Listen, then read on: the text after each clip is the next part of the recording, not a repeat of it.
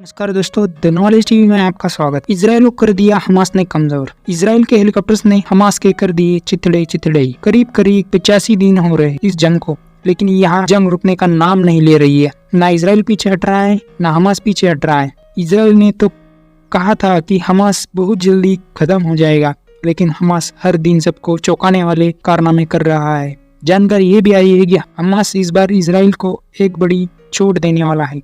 हालांकि इसकी कोई पुष्टि नहीं की जा सकती। हमास सोशल मीडिया पर कुछ वीडियो डाल करके बताने की कोशिश कर रहा है। खबर ये भी आई है कि हमास ने इजराइल के 3 लड़ाकू हेलीकॉप्टर्स के चिथड़े चिथड़े कर दिए हैं। हालांकि इजराइल ने दावा किया है कि हमास पूरी तरह से खत्म हो जाएगा और उसको जमीन से उखाड़ने की भी बात कही है, लेकिन जो सुनने को मिल रहा है वो बिल्कुल उसके पूरा का पूरा उल्टा ही हो रहा है। अभी तक 500 से ज्यादा आईडीएफ के सोल्जर्स यानी कि इजराइल के जवान खत्म हो चुके हैं, और आपको बता दें कि इसमें से ज्यादातर जो मर चुके हैं वो प्रीमियर सोल्जर्स, प्रीमियर कमांडर्स है। देखिए, जब कोई जंग होती है तो सबसे पहले कौन जाता है? ऐसे ऐसे सोल्जर कमांडर जाते हैं जो उनको पूरा एक्सपीरियंस होता है। इसलिए सबसे आगे छोटे मोटे कमांडर्स नहीं जाते, बल्कि बड़े बड़े एक्सपीरियंस्ड जवानों की फौज आगे रहती है। और हमास ने ऐसे ही बेहतरीन और खूंखार सोल्जर्स और कमांडोज को बड़ी साजिश के तहत मार गिराया है। आप यकीन नहीं करोगे कि हमास इतने पावरफुल इजराइल को इतना ज्यादा कमजोर बना रहा है कि इजराइल को भी अब डर लगने लगा है। और यही हो रहा है इजराइल के साथ। हमास के फौजी आते हैं, गोलियां चलाते हैं, गायब हो जाते हैं। आईडीएफ को समझ ही नहीं आता है कि गोली कहाँ से आ रही है, क्या हो रहा है, कहाँ से बम फट रहा है, और उनको कुछ भी पता नहीं चलता है और सोल्जर्स मारे जाते हैं।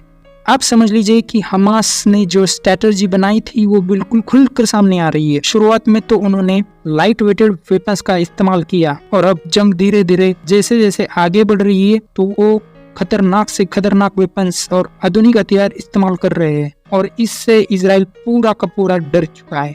आपको पता ही होगा, जब से इजराइल ने ग्राउंड ऑपरेशन शुरू किया था तब से उनको गाजा के अंदर जाने के लिए पूरा 1 महीना लगा था। मतलब कि उनको पूरा 1 महीना लगा गाजा के अंदर एंटर करने के लिए। अगर उन्होंने पहले दिन से अगर गाजा के अंदर एंटर किया होता तो आधे से ज्यादा इजराइल सैनिक मारे जा चुके होते। अब इजराइल को क्या करे क्या ना करे कुछ भी समझ में नहीं आ रहा है। एयर स्ट्राइक करने का सोचेंगे तो उनको इंटरनेशनल प्रेशर आ जाएगा, ग्राउंड ऑपरेशन करेंगे तो इजराइल के सैनिक मारे जा रहे हैं। इस चीज से भी घबरा रहा है इजराइल, इसीलिए उन्होंने ये भी बताया है कि हम ग्राउंड ऑपरेशन ही करेंगे, एयर स्ट्राइक उतनी ज्यादा नहीं करेंगे।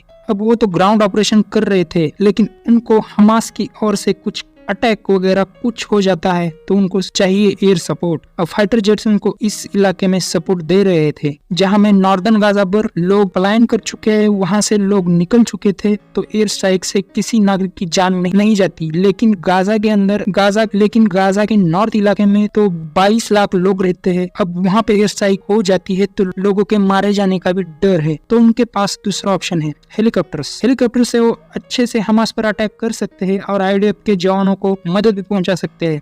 लेकिन हमास ने तो हेलीकॉप्टर्स पर भी अटैक करना चालू किया है। हमास ने उनके 3 हेलीकॉप्टर्स के भी चिथड़े चिथड़े उड़ा दिए हैं। अभी इसके आगे यही होगा कि अब इजराइल के जवान भी मर रहे हैं तो इजराइल और एयर स्ट्राइक शुरू कर देगा, और फिर से इजराइल पर इंटरनेशनल प्रेशर आ जाएगा। क्योंकि पॉपुलेटेड एरिया है तो वहाँ की आम जनता के ऊपर अटैक होने के चांसेस और बढ़ जाएंगे। उन पर इंटरनेशनल दबाव इतना बढ़ जाएगा कि इजराइल ब्लैकलिस्टेड हो जाएगा। तो हमास ने पूरे तरीके से इजराइल को घेर लिया है। अब आगे इजराइल को और ज्यादा प्रॉब्लम से गुजरना पड़ेगा। अब वो इसमें कितना कामयाब हो सकते हैं वो तो आने वाला कल ही बताएगा। इस मामले में आपकी क्या राय है कमेंट में बता देना। द नॉलेज टीवी के इस वीडियो के नीचे कमेंट जरूर करें, अपनी राय को इस्तेमाल जरूर कीजिए और इस चैनल को सब्सक्राइब जरूर कीजिए।